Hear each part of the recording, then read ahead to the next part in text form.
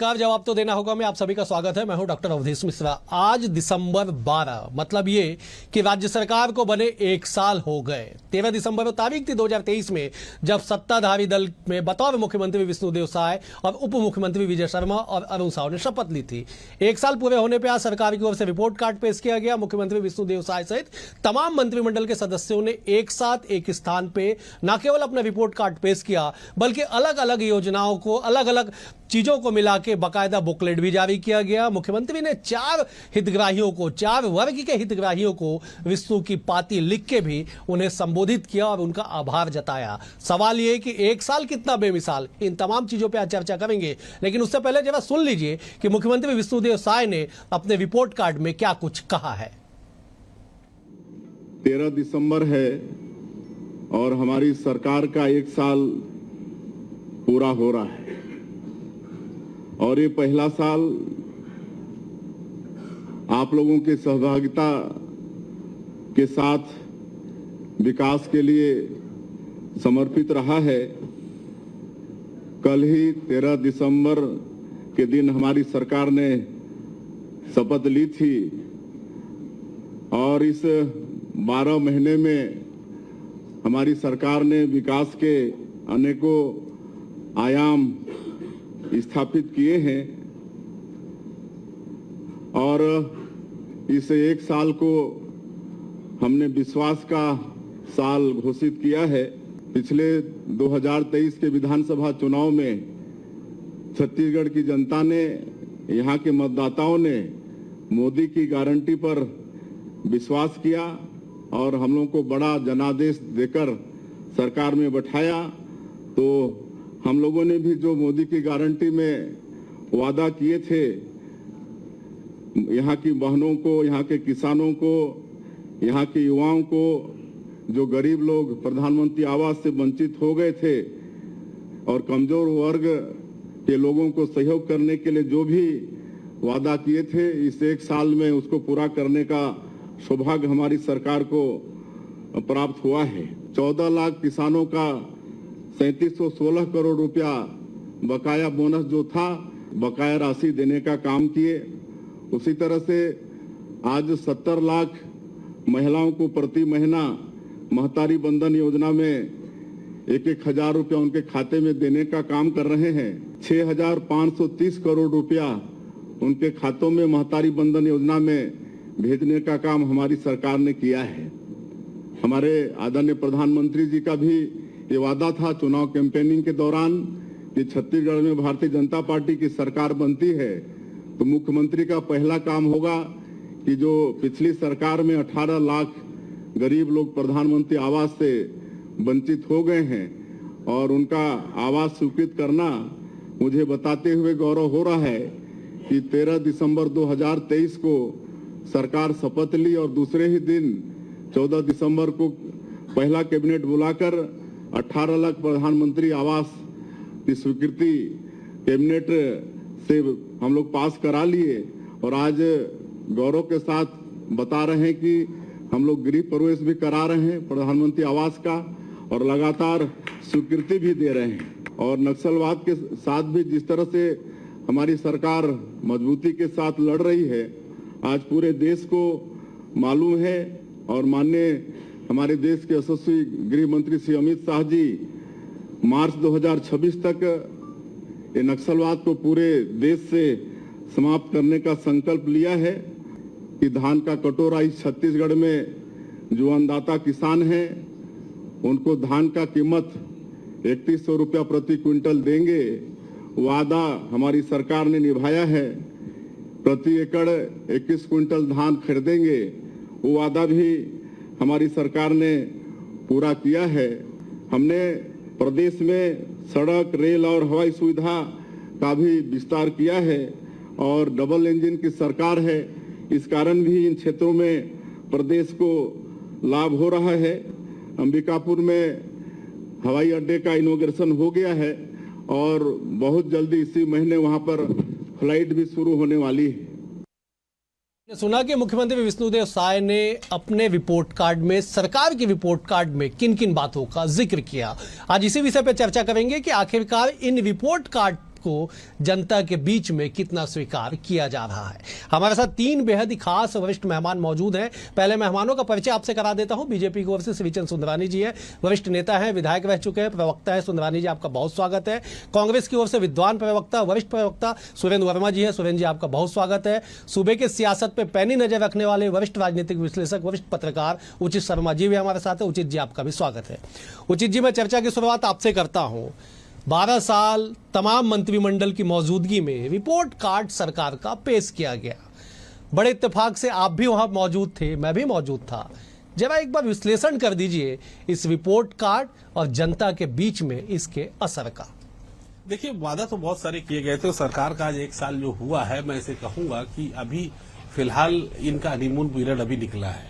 बहुत ज्यादा आप उम्मीद कर रहे हैं तो इनसे उम्मीद बहुत ज्यादा मत कीजिए, स्पष्ट तौर पे कहूं, क्योंकि बहुत सारे वादे करके सरकार आई थी और 1 साल में मैं देखता हूं कि तमाम जांचों के बीच ये बहुत सारी चीजें हुई, लेकिन बहुत सारे अच्छे कार्य भी हुए, कुछ गलत हुए, कुछ अभी भी उम्मीदें बहुत सारी बाकी है। तो 4 साल और भी समय है। खैर, फिलहाल हम बात करें कि मुद्दे पे आज जिस प्रकार से सरकार ने अपने पूरे 1 साल के कार्यों को गिनाया, वही बहुत अच्छे कार्य भी हुए और कुछ चीजें ऐसी भी हुई जिसे सरकार को थोड़ा सा अवॉइड करना भी चाहिए था।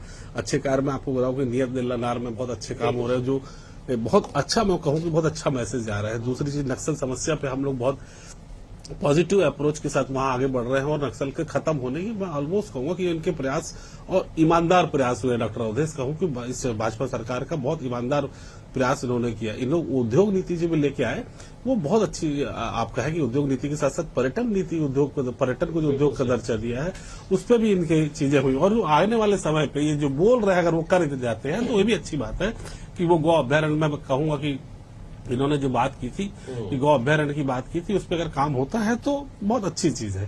वही हम देखें कि जो चूक गई सर, और दूसरा एक प्लस पॉइंट बोलूंगा, उन्होंने पिछली सरकार का जो जमीन जिस तरीके से बंदर बांट कर रहे थे कांग्रेस सरकार, जो अपने नेताओं पे अपने कार्यकर्ता जो उनके बंदर बांट कर रहे थे, जिस तरीके से सरकारी जमीन को कब्जा करके अपने नाम पर रजिस्ट्री करवा ली जा रही थी, वो बंदर बांट पे जो उन्होंने परिवर्तन किया है वो भी बहुत अच्छा कार्य है। वही जो चूक रहे हैं, देखिए युवाओं को लेकर, महिला को लेकर, किसान को लेकर, उद्योग को लेकर जो बात कर रही थी सरकार, उसमें बहुत सारे कार्य तो हुए, कुछ नहीं। उद्योग की बात करें तो उद्योग, देखिए मैं एक बात कहूंगा डॉक्टर साहब, जो एक सवाल भी था, आपने सुना भी था कि जिस प्रकार से हमारे यहाँ 8 रुपए ऑलमोस्ट बिजली का बिल आ रहा है उद्योग में भी, वहीं पे झारखंड में ये बिजली प्रति यूनिट है 5 रुपए और उड़ीसा में 5 रुपए 60 पैसे।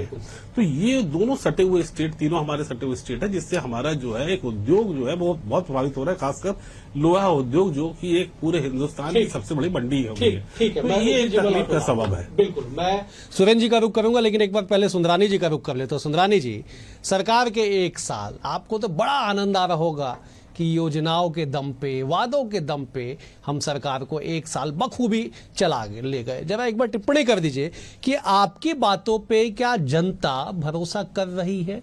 क्या जनता उसे स्वीकार कर रही है जो आप लोग बता रहे हैं? सुंदरानी जी, देखिए, निश्चित रूप से डॉक्टर अवधेश जी 1 साल बेमिसाल जो सरकार के हैं, जो सरकार ने वादे किए थे प्रधानमंत्री की गारंटी के नाम से, उस कसौटी पे सरकार पूरी तरह खरी उतरी। निश्चित रूप से पूरे छत्तीसगढ़ के 2.25 करोड़ जनता के मन में सरकार के प्रति विश्वास भी जागा है, उत्साह भी है। आप देखिए, नक्सल मुद्दे पे जिस प्रकार से सरकार ने चुनौती दी नक्सलियों को, और हमारे केंद्रीय मंत्री, गृह मंत्री अमित शाह जी ने मार्च 2026 तक नक्सलवाद पूरी तरह से समाप्त करने की बात की। मुझे लगता है कि जिस प्रकार से विष्णुदेव साय जी की सरकार उस दिशा में काम कर रही है, ये परिणाम हमको बहुत पहले मिलेंगे। ठीक है। किसानों की बात करें, 3100 रुपए धान, 21 क्विंटल धान खरीदने की बात थी। निश्चित रूप से हमने इसको पूरा किया और आज किसान पूरी तरह से भाजपा सरकार से संतुष्ट है। मातारी वंदन योजना के साथ साथ तेंदू पत्ता तोड़ने वालों को 5500 रुपए प्रति मानक बोरा के हिसाब से, और भी बहुत सारे, मतलब 1 साल में इतने वादे, 90% वादे घोषणा पत्र के अगर पूरे हो जाए तो इससे बड़ी उपलब्धि वाली सरकार हो नहीं सकती। सुरेंद्र जी, मैं आपके पास जाऊंगा, लेकिन एक बार जब कांग्रेस का रिएक्शन हम अपने दर्शकों को सुनवा देते हैं कि नेता प्रतिपक्ष चरणदास महंत क्या कहते हैं, पूर्व मुख्यमंत्री भूपेश बघेल क्या कहते हैं, उसके बाद में सुरेंद्र जी आपसे रिएक्शन लूंगा। जब एक बार दर्शकों को दोनों कांग्रेसी नेताओं का बयान सुनवा दीजिए कि सरकार के 1 साल पे उनका क्या कहना है। एक साल में कोई उपलब्धि तो है ही नहीं है। पहले हमारी सरकार के द्वारा जितनी योजनाएं थी, चाहे राजीव मितान क्लब हो, भूमि श्रमिक न्याय योजना हो, गौठान योजना हो, चाहे राजीव मितान क्लब हो, वो सबको बंद कर दिया गया। जो आर्थिक रूप से, सामाजिक रूप से, सांस्कृतिक रूप से सब जोड़ने का काम करते थे, वो सब काम बंद हो गया है। अब बिजली बिल मनमाने आ रहा है और स्मार्ट मीटर है तो और आदमी को परेशान करके रखे हैं। और उसके बाद अब देखें कि इसमें धान खरीदी कर रहे हैं तो जितने भी कोदो, कुटकी, रागी या मक्का या सब्जी बाड़ी लगाते थे उनको 10,000 रुपये कर देते थे, वो भी बंद कर दिया गया है। आज इस सरकार के गलत नीतियों के कारण से टमाटर 50 रुपये में खरीदना पड़ रहा है। पूरे कार्यकाल को, एक साल को उनको हम 33% पासिंग मार्क भी नहीं दे सकते। वो सिर्फ बातें कर रहे हैं, बातों पर अमल नहीं हो रहा है। उन्होंने जो वादे किए थे वो वादे के वादे ही रह गए हैं। महिला महतारी वंदन योजना में भी लगभग 25% ऐसी महिलाएं हैं जिनको अब कुछ नहीं मिल रहा है। नई शादियां हो रही, उनको कुछ नहीं मिल रहा है और कुछ लोग दर दर भटक रहे हैं। इसलिए उनका महतारी वंदन भी फेल हो गया, उनका चावल का खरीदना भी फेल हो गया। उनका ये दिखाना कि हम दारू को आपके हिसाब से पिलाएंगे, जो मनपसंद दारू पीजिए, ये दिखाता है कि आप शराब को बढ़ावा दे रहे हैं। जबकि हमारी सरकार ने शराब की दुकानें कम करके शराब के लोगों, पीने के लोगों को कम करने की कोशिश की, प्रयास किया। दोनों नेताओं के बयान आपने सुन लिए। अब जब कांग्रेस के विद्वान प्रवक्ता का रिएक्शन भी ले लेते हैं, उनसे समझते हैं कि आखिरकार सरकार के एक साल रिपोर्ट कार्ड पे क्या कहेंगे। सुरेंद्र जी, दोनों बड़े नेता, वरिष्ठ नेताओं की बातें आ गई। जब आप टिप्पणी कर दीजिए, विश्लेषण कर दीजिए कि क्या स्थिति है धरातल पे वास्तविकता में। अवधेश जी, एक साल जो है छत्तीसगढ़ की बदहाली, छत्तीसगढ़ में कुशासन और छत्तीसगढ़ में ठगी और वादा खिलाफी के एक साल के रूप में याद किया जाएगा। कोई भी सरकार एक साल के भीतर कितनी अलोकप्रिय हो सकती है, शायद सरकार उसका उदाहरण है। ये अभी वादे की बात कर रहे हैं। सम्मानीय सुंदरानी जी पूर्व विधायक हैं, वरिष्ठ नेता हैं, ये कह रहे हैं 90% वादे पूरे हो गए। आप विद्वान पत्रकार हैं, आप मुझे बताइए कि एक भी वादा जो 100% पूरा हुआ हो। जो दावे किए जा रहे हैं 18 लाख पीएम आवास के, पीएम आवास केंद्र सरकार की योजना है, लक्ष्य तय करने का अधिकार केंद्र को होता है। 11 के बाद में, 2011 के बाद में जनगणना नहीं हुआ। 15 में जब योजना आई थी तब लक्ष्य था 18 लाख पीएम आवास का। कई बार विधानसभा में सवाल लगे, लिखित जवाब आया। रमन सिंह की सरकार रही जब, इसी तरह से 15 से 18 के बीच तो दोनों जगह भाजपा की सरकार रही, केवल 2,37,000 आवास बने। हमारी सरकार में 9 लाख आवास बने। ये लक्ष्य वही है उदय जी। ये आंकड़े में जो गिना रहा हूं उसको आप टोटल करते चलिए। उसके बाद जो अभी सरकार आई है उसको मिला के, और ये कंप्लीट नहीं हुआ 18 लाख आवास का लक्ष्य। ये पूरा 2015 से लेके आगे जो आवास बनेंगे उनका लक्ष्य है। और ये दावा करते हैं कि हमने 18 लाख आवास बना दिया। ये सूची जारी करें। इनके भ्रष्टाचार का, इनके गलत बयानी का फंडा पूरा उजागर हो जाएगा। मूल बात जो है, भारतीय जनता पार्टी ये तो मोदी की गारंटी बताते 100 दिन में अनियमित कर्मचारियों को नियमित करेंगे, उल्टा निकालने लगे। विद्यावितान बाहर, अतिथि शिक्षक बाहर, संविदा कर्मी बाहर। जिस तरह से लगातार ये गौठान बंद कर दिए। भूमिहीन कृषि श्रमिकों को जो 7,000 रुपए मिलता था, ये वादा किया था 10,000 देंगे, एक नया पैसा नहीं दिए। महतारी वंदन की राशि जो है, ये खुद ही कह रहे सुंदरानी जी, 3.25 करोड़ आबादी है तो महिलाओं की आबादी कितनी हुई? उसमें कितने? आधे से ज्यादा लोगों और बाकी सामाजिक पेंशन को उसमें एडजस्ट किया जा रहा है। जवाब ले, सुंदरानी जी आप जवाब दीजिएगा, लेकिन एक बार उचित जी का रुख कर लेता हूं। उचित जी, ठीक है, दोनों पक्ष विपक्ष का काम है अपनी बातों को रखना, लेकिन आप विद्वान राजनीतिक विश्लेषक हैं, वरिष्ठ पत्रकार हैं, जनता के बीच आपका जाना लगातार रहता है, लगातार जनता के बीच से फीडबैक आपके पास आता है। एक साल के सरकार पे क्या फीडबैक है जनता का, वो जरा एक बार समझा दीजिए। देखिए, जिस तरीके से कंट्रोल होना चाहिए था सीएम साहब का या सीएम सचिवालय का, जिसके कैबिनेट का, वो कंट्रोल मुझे दिखता तो नहीं है। हाँ, ऐसा भी नहीं कि मैं पिछले पूरे 5 साल में, जो 23 के पहले में राम राज्य देख चुके हैं, ऐसा भी बिल्कुल नहीं है। इसके पहले भूपेश सरकार थी तो बहुत राम राज्य था और अभी के पूरा का पूरा सिनेरियो चेंज हो गया, ऐसा भी नहीं है। बहुत सारी त्रुटियां पिछली सरकार में भी थी, वर्तमान सरकार भी है, लेकिन सरकार को एडवांटेज ये मिल जाता है कि वर्तमान सरकार को कि उन्हें अभी केवल 1 साल ही हुआ है। लेकिन 1 साल में भी अब देखें जिस तरीके से सरकार चला कौन रहा है, ये सब जनता जनार्दन से लेके अधिकारियों से लेके ब्यूरोक्रेट से लेके सभी पॉलिटिशियंस को लेके ये बड़ा मुद्दा है कि सरकार चला कौन रहा है। हकीकत में क्या पॉलिटिशियन चला रहा है या ब्यूरोक्रेट चला रहा है? जवाब ले लेते उचित जी। सुंदरानी जी, दो महत्वपूर्ण सवालों के जवाब आपको देने हैं। पहले जो सुरेंद्र जी ने उठाए कि साहब आप केवल आंकड़ों का खेल खेल रहे हैं, धरातल पे कुछ नहीं है, और उचित जी ने भी एक गंभीर सवाल उठाया, उसका भी जवाब दीजिएगा सुंदरानी जी। देखिए, आदरणीय सुरेंद्र वर्मा जी मेरे छोटे भाई हैं, बहुत विद्वान प्रवक्ता हैं, और विद्वान प्रवक्ता जिस ढंग से आंखों पे पट्टी बांध के बैठे हो, उनको जवाब देना भी उचित नहीं समझता मैं। क्या धान खरीदी 100% नहीं हो रही? 21 क्विंटल धान नहीं खरीदा जा रहा किसानों का? ऐसा कोई उदाहरण आपके पास है? एक भी किसान आपके पास आए? खुद आप सोसाइटियों के चक्कर काट रहे हो, कोई मिल नहीं रहा है आपको, कोई बयान देने वाला या ऐसा बोलने वाला कि हमारा धान नहीं खरीदा जा रहा है। शुरुआत में 2-4 दिन बारदाने को लेकर, टोकन को लेकर थोड़ी समस्या आई होगी, लेकिन लगातार धान खरीदा जा रहा है और अभी 31 जनवरी तक धान खरीदा जाना है। मातारी वंदन योजना की बात आदरणीय सुरेंद्र वर्मा जी कह रहे थे। मातारी वंदन योजना में 70 लाख वे महिलाएं हैं जो पात्रता रखती हैं। क्या हमने घोषणा की थी क्या कि इनकम टैक्स पे करने वालों को मिलेगा? हम तो जरूरतमंदों की जरूरतें पूरी करने की बात किए थे और आज भी उसमें उनको पूरे लोगों को मिल रहा है। 70 लाख महिलाओं को 1000 रुपए से मिल रहा है। तेंदुपत्ता तोड़ने वाले को 5500 रुपए मिल रहा है, लगातार मिल रहा है। मैं नगरीय मंत्रालय को 2000 करोड़ रुपया नगर निगमों में, 14 नगर निगम में दिया है हमारी सरकार ने शहर के सौंदर्यीकरण के लिए। 13 नगर निगमों में लाइब्रेरी बनाने की बात हो रही है। 18 करोड़ मकान स्वीकृत किए। ये गिना रहे, पता नहीं कहाँ के आंकड़े, ये माया जाल आंकड़ों का रस्ते हैं जिस आंकड़ों में कोई दम नहीं होता, न सत्यता होती है, सिर्फ हवा में तीर मार के चले जाते हैं। सुरेंद्र वर्मा जी, अब इनका बोलने का अधिकार है, विपक्ष में है, लेकिन 18 लाख मकान निश्चित रूप से हमने स्वीकृत किए हैं, जिसमें करीब 6-7 लाख मकान तो बनकर भी तैयार होने की स्थिति में आ गए। तो 18 लाख मकान इसी प्रयास है कि जल्द से जल्द उसको पूरा किया जाए।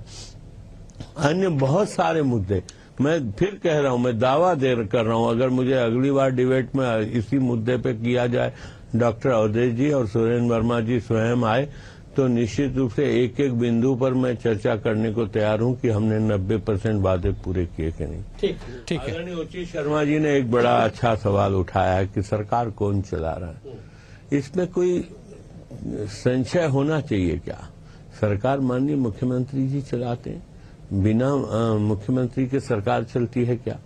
ये तो सवाल ही नहीं उठना चाहिए।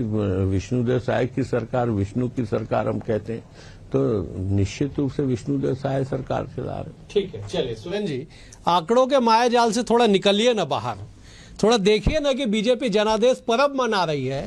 3 तारीख से पर्व शुरू हुआ है और 13 तारीख तक मनाया जाएगा। कल भव्य समापन या भव्य आयोजन राष्ट्रीय अध्यक्ष बीजेपी के और केंद्रीय स्वास्थ्य मंत्री जेपी नड्डा करेंगे। विपक्ष को क्यों कमियां दिखाई पड़ती है सब जगह? बताइए जरा सुंदरानी जी, तो आंकड़े बता रहे। भाजपा नेताओं का जो चरित्र है वो शुतुरमुर्ग की तरह है। अपनी पार्टी के, अपनी सरकार की गलतियां तो इनको दिखेगी नहीं। धान और किसान जो है वो भाजपा के लिए केवल सियासी लिहाज से जरूरी है। आपने देखा कि किस तरह से अभी 1 महीना का समय हो रहा है, 14 तारीख से धान खरीदी शुरू हुई है, अभी केवल 32 लाख मीट्रिक टन खरीदी हुई है। कुल लक्ष्य का लगभग 20%, 1.5 महीना और होना है। और जिस तरह से टोकन को लेके, बारदानों को लेके, जिस तरह से परिवहन और मिलिंग को लेके जो समस्याएं हैं, ये सरकार खरीदना ही नहीं चाहती धान। आपको याद होगा फूलो देवी नेताम ने पिछले हफ्ते जो है राज्यसभा में मामला उठाया था कि जो दुर्भावनापूर्वक लक्ष्य घटा के 70 लाख मीट्रिक टन किया गया है, ये नियम कहीं का नहीं है। मोदी सरकार आने के पहले इस प्रकार से किंतु परंतु और शर्तें नहीं लादी जाती थी। जो भी अतिरिक्त उपार्जित धान और चावल होता था उसको खरीदा जाता था। आपने देखा टेमरी में किसान चक्का जाम किए, मुंगेली में, बेमेतरा में, रायगढ़ में, तो किसान जो है चक्का जाम कर रहे हैं और भाजपा नेता कहते हैं कोई समस्या ही नहीं है। मूल बात जो है, भाजपा ये दावा कर रही है, मुख्यमंत्री जी भी बोले कि 3100 रुपए प्रति कुंटल के हिसाब से खरीद रहे हैं। आप किसानों का खाता चेक कर लीजिए, 2300 रुपए से 1 नया पैसा ज्यादा नहीं आ रहा है। हर गांव में, हर ग्राम पंचायत में भुगतान केंद्र खोलने का वादा था। एक पंचायत का नाम बता दे और 2100 कुंटल मुख्यमंत्री के खुद के क्षेत्र में अनावारी रिपोर्ट 14 कुंटल की है। मुंगेली के किसान जो है वो 16 कुंटल खरीदने के खिलाफ में चक्का जाम किए थे। तो भारतीय जनता पार्टी की सरकार जो है किसान विरोधी है, महिला विरोधी है। इस सरकार में सबसे ज्यादा हालत जो खराब है वो कानून व्यवस्था की है। लिंचिंग की घटनाएं छत्तीसगढ़ की संस्कृति नहीं रही। पुलिस से पिटाई के मामले में 4-4 मौतें हो गई। बलरामपुर में जिस प्रकार से स्वास्थ्य कर्मचारी की मौत हुई, कोरबा में हुई, कवर्धा में, तो ये जो चीजें हैं वो छत्तीसगढ़ की संस्कृति नहीं रही है। और लगातार जो वादा खिलाफी भारतीय जनता पार्टी कर रही है, अभी कह रहे थे आदिवासियों को संदर्भ में एक भी वनाधिकार पट्टा ये बांटे हो तो बताओ, 7.5 लाख से ज्यादा हमारी सरकार ने। मैं लौटूंगा, समय रहा तो मैं पहले अपने दर्शकों को धान खरीदी के आंकड़े बता देता हूं, कल तक के दिनांक के, मतलब आज 12 तारीख, 11 दिसंबर तक के आंकड़े बता देता हूं। धान की खरीदी को लेके, आंकड़ों को लेके कुछ कंफ्यूजन है। तो राज्य में 11 दिसंबर तक 45.78 लाख मीट्रिक टन धान की खरीदी हुई। 9.89 लाख किसानों को 10,001 करोड़ रुपए से अधिक का भुगतान हुआ। 2.51 लाख मीट्रिक टन धान का उठाव भी डीओ के जरिए हो चुका है। 51,000 मीट्रिक टन धान का उठाव भी हुआ है। ये आधिकारिक रूप से ये जानकारी है। खैर, धान से हम आगे बढ़ते हैं, किसान पे भी बात हो गई। उचित जी, आज का मुख्यमंत्री का पूरे मंत्रिमंडल के साथ बैठ के पीसी लेना बड़ी बात। सरकार के प्रेस कॉन्फ्रेंस में प्रदेश के अध्यक्ष भी मौजूद थे। जो सत्ता और संगठन के बीच के सवालों को शायद आज पूर्ण विराम लग गया। कल जेपी नड्डा का दौरा, परसों से अमित शाह छत्तीसगढ़ में रहेंगे। पूरे 1 साल के को, इस पूरे कार्यक्रम को आप कैसे देखते हैं? देखिए, अच्छा है, जिस तरीके से पब्लिसिटी कर रहे हो तो अच्छा है, लेकिन आज की प्रेस कॉन्फ्रेंस को लेकर आप बात कर रहे हैं तो ये मोनोलॉग था, डायलॉग कहाँ था? आप देखिए, मुख्यमंत्री जी ने सवाल ही नहीं लिए, पत्रकारों से बात 4 सवाल किए हैं और आप साल भर की आपने एक तरफ आपने केवल अपनी बात जो कहनी थी वो आपने कह दिया।